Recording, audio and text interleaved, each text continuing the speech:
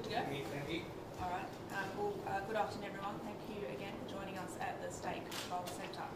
As we know, the flood situation across Victoria continues to be extremely dynamic, and what we are experiencing is certain communities that have been flooded in previous days are in the early stages of recovery, whilst others are still bracing for further rising floodwaters. So it's appropriate today for me to give you an update on some further government announcements, but I'm also joined by Tim Weebush from Victoria SES, who will give you an update in relation to the forecast and some of the conditions on the ground. And today also introducing you to the CEO of Emergency Recovery Victoria, Mariella Diaz, who is leading the recovery efforts across the state and has many people on the ground and connecting with other government agencies to ensure that the right support is getting to the right people at the right time, and that we are here for the long haul. I'll give you some updates also in relation to further investments we are making as a state in relation to public health in flood affected areas, as well as some community sport clubs that are obviously the heart of many of our regional communities, and the support that will be available to them who have been impacted by the floods. As the Premier has said in recent days, there's more rain coming, and I'll leave Tim to give you some further advice in relation to that. But generally, our biggest concerns at this point in time remain the area of Barmer to Echuca and also the township of Kerrang. I know these communities are obviously banding together. It's been amazing to see bringing out the best of our hardworking communities, being supported by many volunteers and career staff on the ground. Today, I do want to draw people's attention to some of the risks that are not necessarily at the forefront of one's mind when we're talking about floods and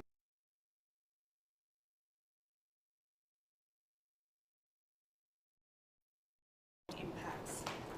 Flooded sewers or septic tanks often contaminate floodwater before it reaches your home, your street or your community. This can impact clean drinking water sources or have disease-carrying animals and rodents continuing to contaminate homes and water. And of course, the increased risks of mosquito breeding and the health risks that can be associated with increased numbers of those.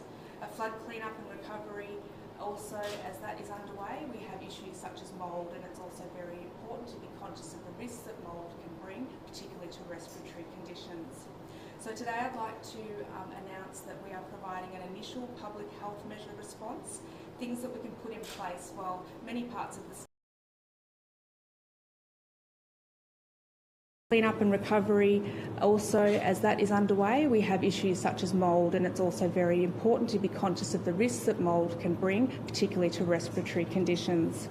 So today I'd like to announce that we are providing an initial public health measure response, things that we can put in place while many parts of the state are still experiencing flooding, but those communities that are starting to recover as the water recedes, being aware of these important issues. An investment of $6.5 million will deliver important health protection initiatives such as a dedicated monitoring and control system to prevent and control disease-carrying mosquitoes that we know are drawn to flood areas. These are communities that, particularly along the Murray, are very familiar with the risks of mosquitoes, but that risk will be increased, particularly in relation to the disease of Japanese encephalitis. So on that note, the vaccination for Japanese encephalitis will be free to flood-affected communities, and I'd encourage people to seek more information about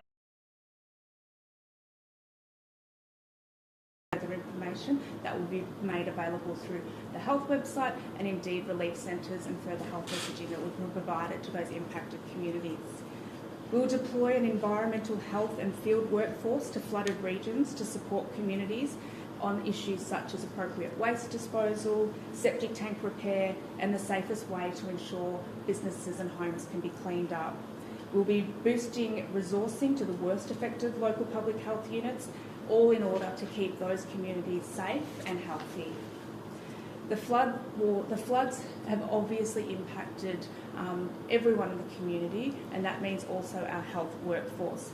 Many staff have either been personally impacted or indeed cut off from their workplace in relation to the rising floodwaters, and a lot of them will be unable to work right now, so we want to make sure that those workforces, those health services are supported to continue to provide health services to their community. Pharmacies in flooded areas and pharmacies in country areas are quite often the only available pharmacy to service a broad area, and they are all too familiar with the needs of their community, but obviously are stretched having to operate 24/7 to make sure that people get the medication that they need.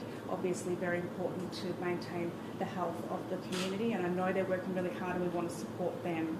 So there'll be a further $13.4 million to send in 200 hospital staff to flood affected areas for a duration of 3 months.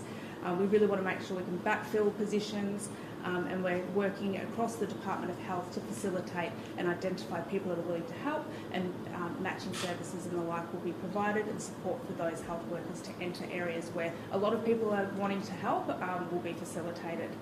We'll also send in 20 locum pharmacists to address that issue that I spoke about earlier in relation to workforce pressures on pharmacists in communities where it is an absolute essential service to that town. We will also be making important investments to support Aboriginal health organisations to do the important work they do, particularly in those communities of Shepparton, Swan Hill, Kerrang and Echuca. They've been profoundly impacted, and we want to make sure that the dedicated services, GPs, nurse and health outreach workers are on the ground supporting that community. During the pandemic, the Multicultural Emergency Management Partnership has connected multicultural communities with emergency services, making sure that direct messaging, translated material, appropriate advice and emergency warnings are well understood by those communities from diverse backgrounds. And we will have $500,000 to support the program to really support the dedicated and targeted support that's required in the flood impacted areas.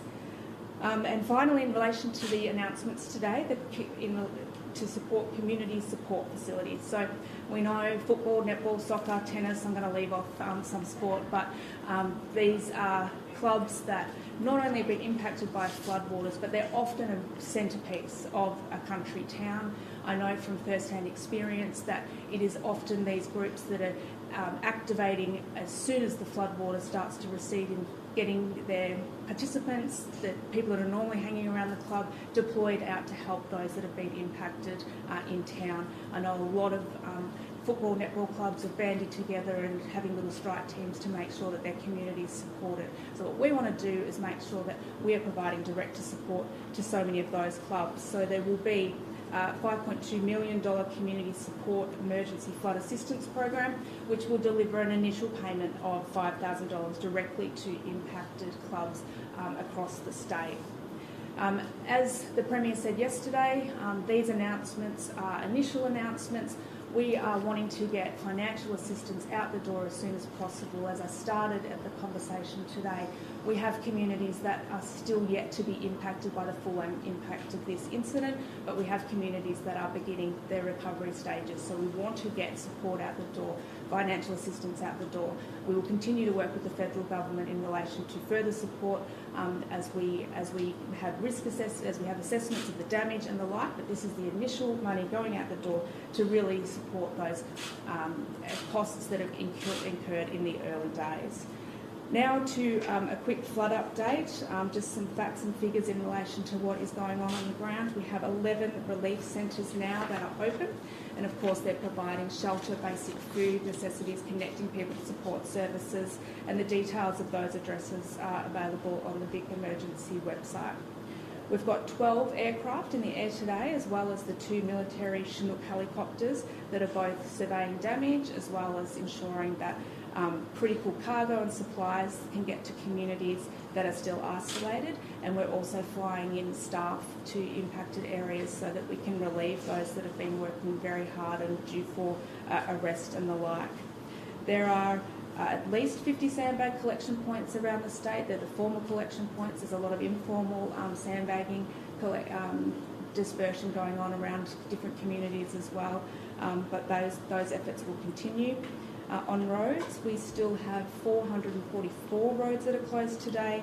This is a number that changes hourly, so I would encourage people to identify where you want to go and check the appropriate websites and make sure that it's a clear path for you to go through. And if it's not, if you get there and there's water over the road, please turn around and find an alternative route. We've heard a lot about potholes in recent times, and unfortunately when water hits the roads, that's what tends to happen, but we have had a massive effort in relation to addressing potholes, and the figures are 35,500 potholes have been reopened across more than 350 roads since the beginning of the floods. I drove to Shepparton the other day and saw 3 crews working on the Golden Valley Highway, so people are well and truly out there identifying the highest risks in the roads, particularly prioritising those roads that we want to make sure that essential services, healthcare and our emergency services can get through to those people that may need assistance. There are now only 68 properties statewide without power near Nagambie and Bannerton. This is a great outcome, and I'd really like to thank PowerCorp for their continued efforts, their immediate response to concerns to ensure that communities have had power as quickly as possible. Today we have 56 schools and 61 early learning centres that are closed, and the Department of Education is in contact with all of those, ensuring that support is provided and looking at best ways to ensure that those kids can attend school, whether remotely or elsewhere, and those discussions are ongoing, and making sure that we can deal with that as quickly as possible. On the immediate emergency payments, we have received 18,000 applications to date and processed more than 6,000 of those. So small amounts of money, but making a big impact to make sure people don't have to worry about those basic things such as food, toiletries if you're displaced from your home, and indeed paying for accommodation if people are wanting to do that. And on accommodation, we continue to encourage people to contact the recovery hotline, the 1800 560 760 number, to not only receive information about some payments and support, linking you into health and wellbeing, but also those accommodation options. Obviously, as we know, Rochester has been extremely hard hit. The vast majority of that community has been impacted, and we are in there on the ground, whether it's emergency services, Red Cross, Emergency Recovery Victoria. We're all in there seeing what that community needs right now. Many of them have been relocated to relief centres, particularly the Bendigo Relief Centre, and that's a community that we know is going to need ongoing intense support, and that is starting right now. CFA will have 2 strike teams in Rochi today, one from Bendigo and one from Northwest Metro Melbourne, and they're setting up a forward command at the Rochester Fire Station. Each strike team will have about 3 to 5 trucks and upwards of 20 people. So a lot of these teams will be hosing out people's home, helping them rip up carpet, addressing the clean-up issues and any other things they come across. There are 30 contractors from the Johns Ling group. So this is the group that we have contracted to clean up in communities, a well-experienced contractor. So having a big presence in Rochester will be very important today. There are 10 personnel from the ADF on the ground, 9 Victoria Police, and we know that Red Cross and members of our team from Emergency Recovery Victoria will also be in there talking to people who have remained, and of course some people are going back in from the emergency relief centres to have a look, grab some personal belongings, but it is not safe to return full-time to any of those homes. It is going to take some time to make sure that supporting those communities, helping them with the clean-up and indeed the ultimate rebuild and recovery. Again, I would just reiterate that these are initial supports. They'll continue. That's why I've got Mariella here today to talk about how recovery starts and how it is here for the long run. Emergency Recovery Victoria was set up initially in relation to response of the 1920 bushfires, and that recovery effort is still ongoing. We know recovery takes time, and so having a dedicated agency within the Victorian government that is focused on these issues is something that I know is very important to communities whilst they undertake that difficult recovery phase. Another reminder for people that are wanting to donate goods, money, etc., you can do that through giveit.org.au, basically an organisation that is linking need with, linking donations to need in in communities. So whether it's a fridge that you might want to donate a light, have a look at the Give It website, and there will be people in need that they can link you with. In the coming days, we know the threat is not over. There is more rain over the next few days, and the strong message remains: stay vigilant. Watch all of your emergency apps, stay tuned to your radio, speak to your neighbours and your friends, and please follow the advice from our emergency personnel experts. There are evacuate now orders current for the Echuca region and down towards Rochester, and certainly continued move to higher ground warnings. So I do urge those communities to continue to keep up to date with the latest. And for me, a final reminder to all Victorians to continue to look out for one another. Again, follow the advice that you've provided. I think it's been amazing, the response. I know all Victorians are concerned about the Victorians that have been impacted. This is going to be a long recovery, particularly for the areas that haven't even started recovery yet. So I do want to thank all of those that are on the ground assisting, and all of those that will continue to do that. We have community members across every corner of the state that have turned out to provide assistance and lend a hand. A lot of people travelling to areas to provide their expertise. People from local government areas travelling to other parts of the state that have probably had disasters impact their communities in previous years are now turning out to help those who are impacted now. It's amazing to see. And I'm so very grateful, and I will now pass on to Tim to give a more detailed update on the situation as it's unfolding across the state of Victoria. Thank you.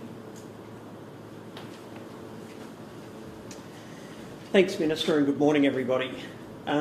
This flood emergency is far from over. We're obviously seeing some communities that are moving into the clean-up and recovery phases on some of our river systems, but there are others that are still very much under emergency warnings, evacuation messages as part of those, but also watch and act messages out for various parts of the state.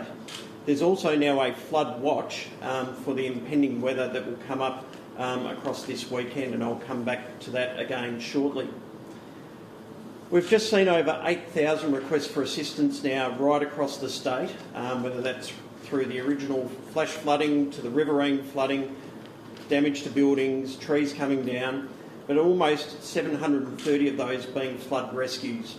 And again, we can't emphasise enough, please do not attempt to drive through floodwaters. There's still a range of roads cut. Please plan your trip to make sure that you can get there safely and have an alternate route planned as well. We're delighted to have the support of Queensland SES with us today, 18 personnel that are providing flood boat crews as well as in-water, swift-water rescue teams up into the northeast region of the state. They've arrived last night and have been flown by the ADF up to Shepparton this morning to commence work alongside all our other emergency services providing the water rescue function, whether it's the SES crews, whether it's Shepparton Search and Rescue, whether it's Water Police, Fire Rescue Victoria, Fisheries and others that are all providing a fantastic capability in support of those communities that are flooded at this time. I'll now cover off on each of our river systems that are still presenting a challenge for our communities, starting in the west of the state. On the Loddon River, last night at Kerrang, we saw the plug effectively being put into the levee wall at Kerrang, with the Goulburn Valley Highway now closed in that area.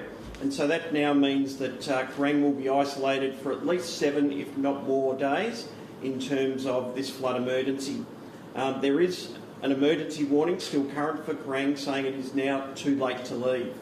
There was a really strong community meeting held there yesterday with hundreds of people attending to be briefed. There's good supplies that are in the town, and the Kerrang community is expected to be protected within the levee, but there is around 40 to 50 properties outside the township levee that could be impacted by these river levels. We are expecting a height of 78 metres, which is about a metre or so below the height of the power station levee walls that are there. So again, we're not expecting the power station to see the impacts that it did in 2010-11 because of that levee that now exists. Around on the Murray River, from Barmer to Echuca, there is still an emergency warning for evacuate immediately, both for the Barmer through the Lower Moira all the way through to Echuca. And again, we can't emphasise enough, we don't issue these warnings lightly. We know that there's a levee that has been constructed in and around parts of Echuca, existing levees around Barmer and those sort of locations, but we are going to see water levels that will be equivalent to the October 1993 flood level in that area.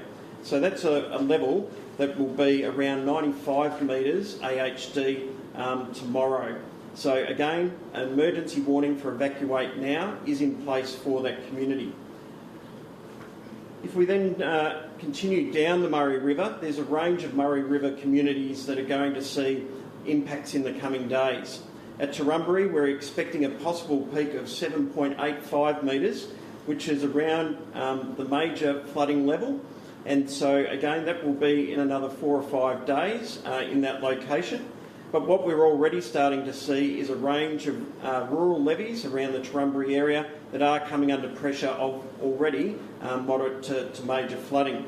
A break of any of those levees could see inundation in and around some of those localised communities in that area. Kahuna, which is between Turrumbary and Barham, the floods are likely to be comparable to what we've seen downstream as well, from Echuca through to Turrumbary. And again, there is a levee between that community of Kahuna and the Murray River. And if it was to be under pressure, there's around 23 properties in particular that could be at risk of flooding in that area. Then all the way through to Swan Hill, we'll continue to see updates on river heights and warnings in these coming days. So we're asking all of those communities from Echuca all the way through to Swan Hill to really know how to get your emergency information. Make sure you know how to get onto emergency.vic.gov.au or the Vic Emergency app, or if you don't have access to those, our 1800 number, which is 1800 226 226 for the latest in emergency information, but also stay tuned to your emergency broadcasters in your local areas. At Shepparton, I guess the good news for today is that we've now seen the river, the Goulburn River that is, fall below the major flood level of 11 metres this morning, and we expect that it will remain at a moderate flood level of around 10.7 for most of today and into tomorrow. So there's now watch and act messages out for the Shepparton, Mooroopna and Kyella communities, but we are asking people as part of that messaging to avoid the flooded area unless you are a local. This is not the time for sightseeing. These communities will very much be in a recovery and clean-up mode, and we would ask that only local community members are in and around those recently flooded areas. But it is now back at a moderate flood level.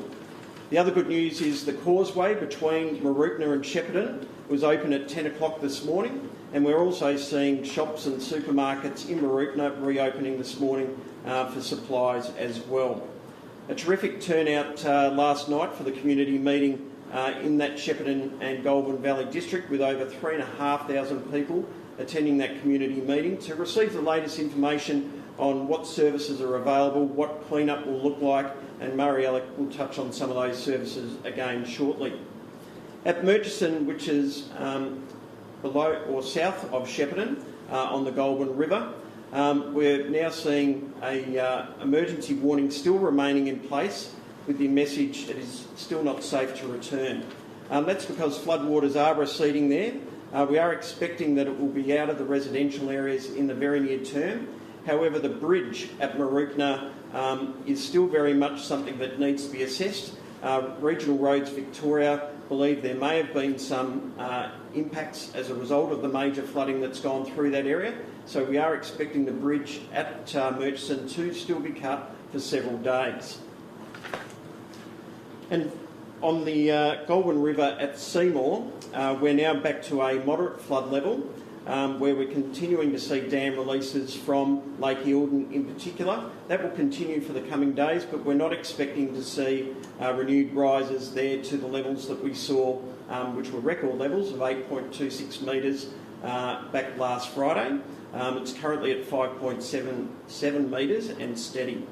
And finally, on the Broken River, The latest advice from the Bureau of Meteorology this morning is that Numurkah and Nathalia will likely see moderate flooding levels. We've been talking about this for several days, where it's been at minor flood levels. It will now peak, we believe, at moderate flood levels around those communities. It peaked yesterday at Catamatite at 2.85 metres, which is upstream of Numurkah, but we're certainly not going to see the major flooding of what we saw in 2010-11 in and around that community in particular.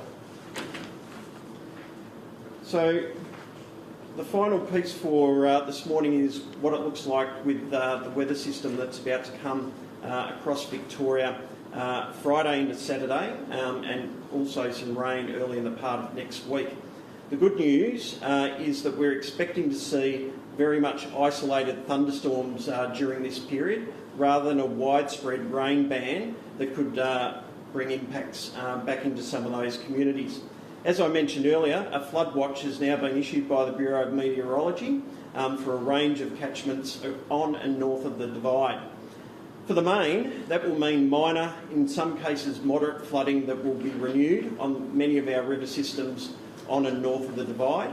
However, we are likely to see renewed major flooding for the communities upstream on the Goulburn. In particular, around Shepparton, we could see, again, the upper end of moderate, low end major, so around the 11 metre mark where it reaches major, but certainly not at the level that we have seen in the last week of 12.05. On the Loddon River, we're likely to see a range of communities from Serpentine through to Kerrang remaining isolated as a result of those renewed rises, again at a major level. And also on the Campaspe River, at Rochester in particular, we could see the upper end of moderate or the low end of major flooding occurring on that river in the early stages of next week. So again, we can't emphasise enough, stay attuned to your emergency broadcasters, make sure you know how to access the Vic Emergency app or emergency.vic.gov.au or the 1800 number 1800 226 226 for the latest emergency information. I'll now pass you over to Mariella Diaz, the Chief Executive Officer of Emergency Recovery Victoria. Thank you, Tim. The current flood event is very complex and requires a focused organisation such as Emergency Recovery Victoria to ensure that communities have the assistance that they need to recover from the difficulties of this emergency. While the name has changed, we've been working with communities deeply affected by the Black Summer fires and the storms of 2021 for 2.5 years. Some of these communities know us as Bushfire Recovery Victoria. We have experience in working directly with communities, businesses, community service organisations and the private sector to solve the complex problems that deeply affect communities after emergencies. We are primarily a problem-solving agency. We are dedicated and committed to locally led recovery and to supporting communities and councils to work through the issues currently being experienced. Our approach is trauma-informed and respectful of the distress that people are currently experiencing. Our first priority is clean-up, and we are already on the ground cleaning properties and picking up the debris from the side of the streets. People will experience varying degrees of ability in their way of being able to clean up from now on. So our role is to ensure that everybody can access the clean up program, regardless of their physical abilities, their isolation or the complexity of their properties in terms of clean up. Our partner, John's Lynn Group, is also very experienced in clean up and have recently been in New South Wales, in Lismore in particular, supporting the residents there. They've worked with us before in both the bushfires and the storms, and are especially trained in working with people who have experienced incredible distress and difficulty through a major emergency. Our aim is to make the navigation of services as easy as possible. 1800 Recovery has trained experienced staff from Windermere Family Services to help navigate the recovery system.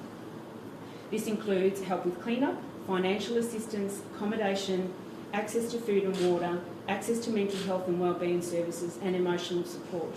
They too have worked with us in bushfire and storm affected communities for the last 2.5 years.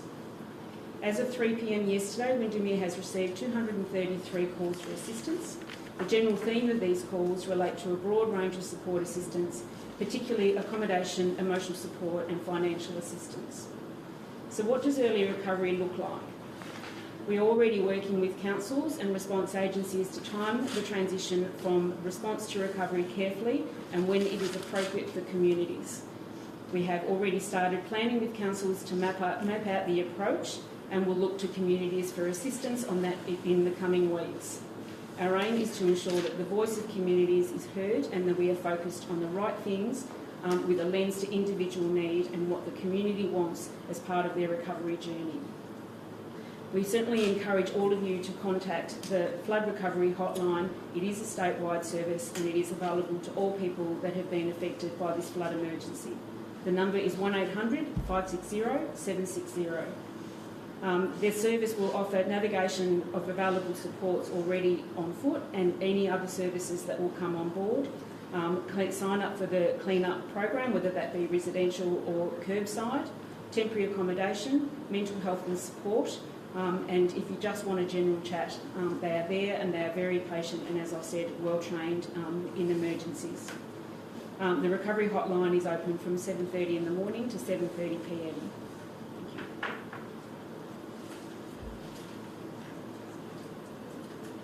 Minister? Sure.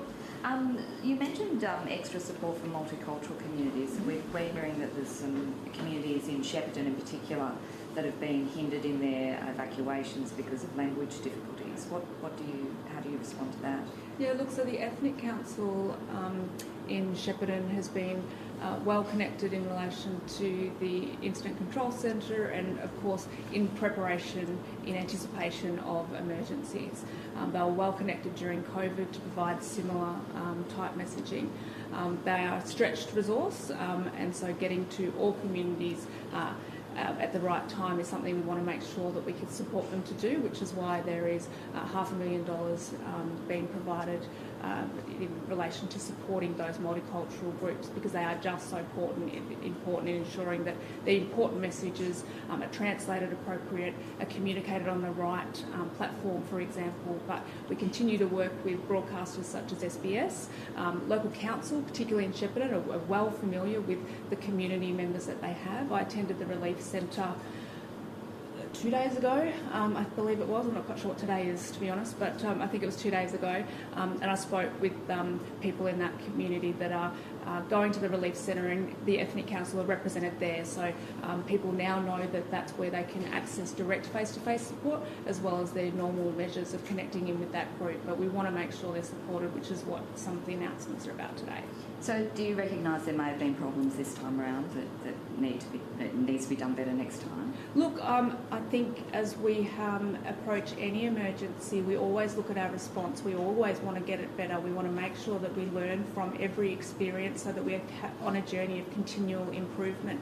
I've heard the concerns from some people in Shepparton. It's a very diverse community. We want to make sure that everybody is supported. There's a large Aboriginal community in Shepparton, so we have dedicated support services for the Aboriginal-led organisations. We want to make sure that our messages are getting to every member of every community, and every emergency response is different, but we'll learn from all of those and get better and better every time. Locals in some of those impacted towns say they're exhausted and need more help on the ground. I know you touched on this briefly before. I guess, is there any scope to send people from Melbourne or other towns into those areas? Yeah, absolutely, and I might ask Tim to give you some more specifics in relation to support that we're receiving from other states.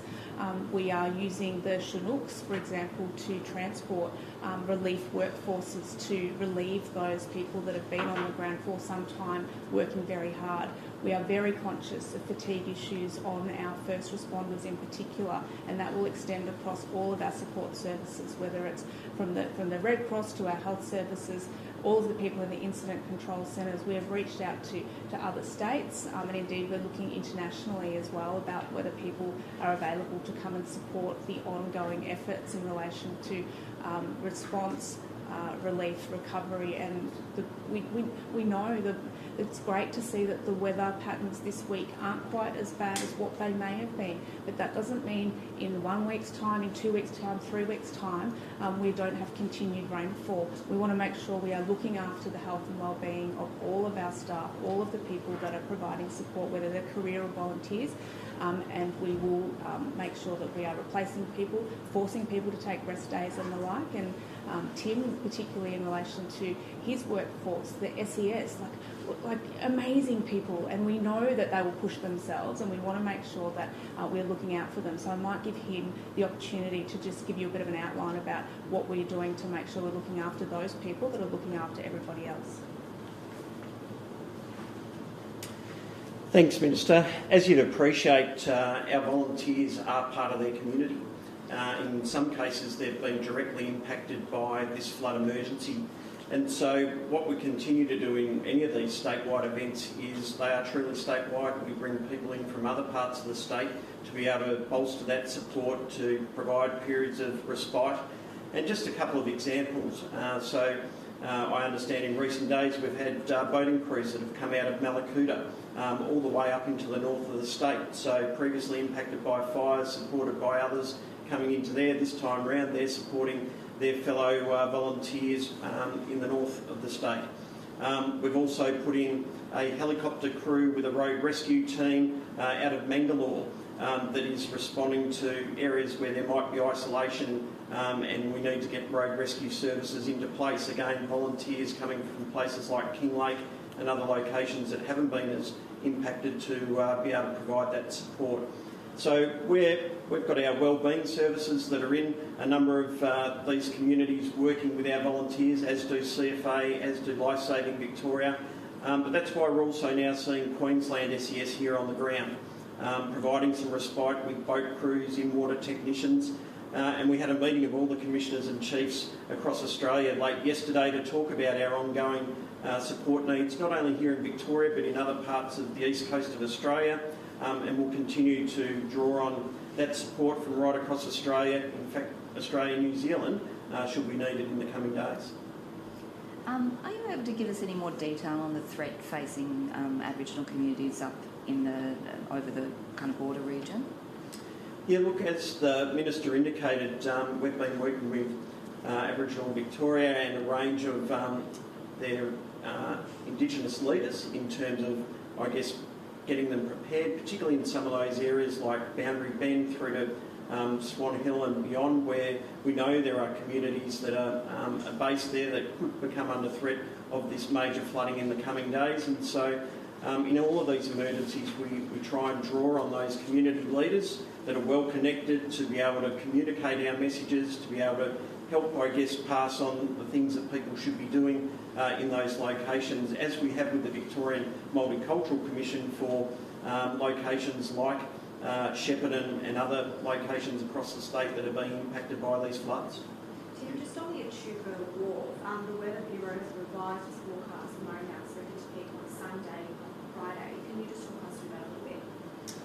Yeah, look, the challenge with our Murray River is that it is such a challenging river to be able to do the hydrological modelling, and the Bureau are doing a great job of trying to balance all the inflows that are coming from our northern rivers here in Victoria into the Murray, as well as the rivers in the south of New South Wales that feed into the Murray. And so it is one of those scenarios where there's continuing updates and reforecasts and those type of things. And as that changes, that's why it's so important that people are staying in touch with their emergency broadcasters, using our Vic Emergency app, going to the website emergency.vic.gov.au to get that latest information, and doing it at least a couple of times a day. So there is still a major flood warning with an evacuate message out now for Barmer through to Echuca, and we'll continue to work with the Bureau on updating those forecasts. And just on the Shepparton and Ruthven area, is there a day forecast where those flood levels are expected to rise again over the weekend? Yeah, the indications are from the Bureau of Meteorology at this time for the Goulburn River community, so that includes Murchison, Kyella, Shepparton through to Mooroopna, that we could see renewed major flooding in the latter part of this weekend, so Sunday into Monday through to Tuesday, but certainly not at the level that we've just seen. At most we might see the upper end of moderate, the low end of major is what is currently forecast, should we see the rainfall that's coming. So it really is dependent on the rainfall that we'll see in the coming days. Speaking broadly here, is the SES getting the help that it needs from both the CFA and FRB?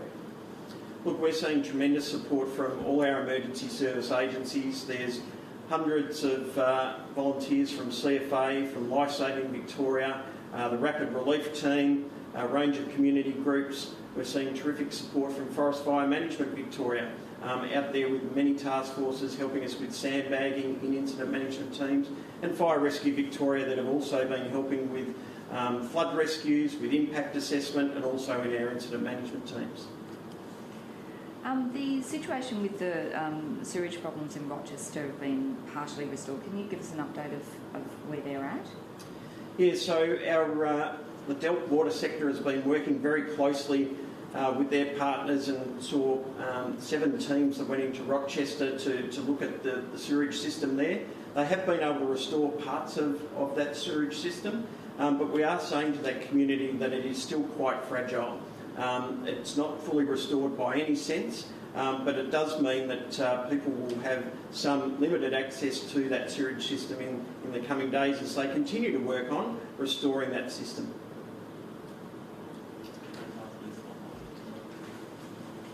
Are you aware of a request by the local council for a big clean-up effort in Maribyrnong?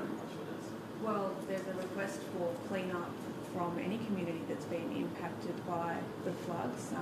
We know this is the number one issue that you have to deal with after water has inundated homes and properties in a community. The John's Ling's group has been in Maribyrnong. We've made announcements in relation to waiving of tip fees and the like. So the clean-up efforts are well and truly supported across the state. The Maribyrnong Council reached out to your office though specifically? Not to my office specifically that I'm aware of, but they are connected into all avenues of government and are involved in the clean-up efforts. We've got contractors on the ground. We know that it's really important to get in there early for a health and safety response, but it's also something that you want to deal with quickly for emotional well-being, like having rubbish piled up on curbsides is not conducive to emotional well-being and recovery. We want to get in there early. We want to clear the debris that reminds people of this trauma that they went through so that they can be on the journey to recovery, and that's why we acted so quickly. It's why we've made it free, and it's why we've got contractors on the ground. Thanks, folks.